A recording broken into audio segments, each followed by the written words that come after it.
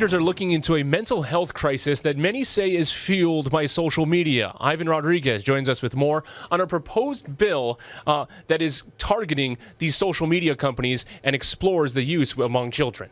Mark, the bill would create a national minimum age for social media use and also require tech companies to get parental consent before creating an account for teenagers. All of this also reflects a growing trend across all levels of government to restrict how different platforms engage with young users. A bipartisan group of senators unveiling legislation this week that would establish 13 as the national minimum age for social media use and create strict standards for verifying a user's age. Making young people feel the very ways that we as parents and as a society don't want them to feel is built into the business model.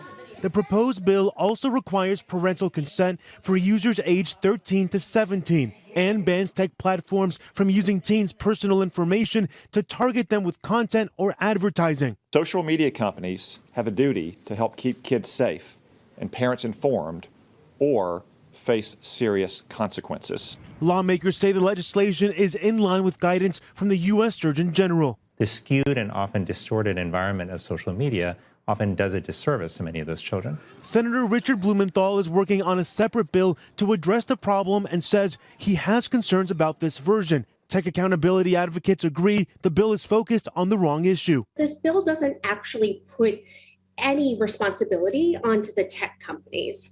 Instead, it's putting more responsibility onto parents and young people to kind of self-police. Nicole Gill with the nonprofit Accountable Tech argues law should incentivize tech companies to redesign their platforms to protect mental health and privacy. We have an opportunity right now to rethink the way that these platforms work for young people, and we should take it. Senator Brian Schatz says the bill has not yet been presented to social media platforms, but predicted that in short order, the industry will be deploying, quote, an army of lobbyists to fight against it.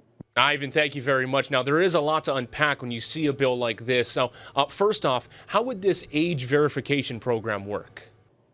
So the bill seeks to create a government-run age verification that can certify users' ages as well as parental status based on identification that they can upload to this government-run platform or through a third party. But lawmakers also say that these tech companies can also do it on their own throughout their own company, or they can also hire a third party to do it as well. And there's also the issue of enforcement. So how would these companies be held accountable if they fail to comply?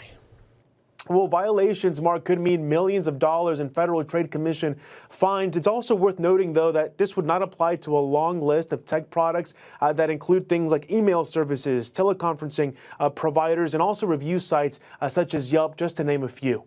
We're still in the early stages, and we'll see what unfolds. Ivan Rodriguez, thank you so much for joining us. Have a great one. Well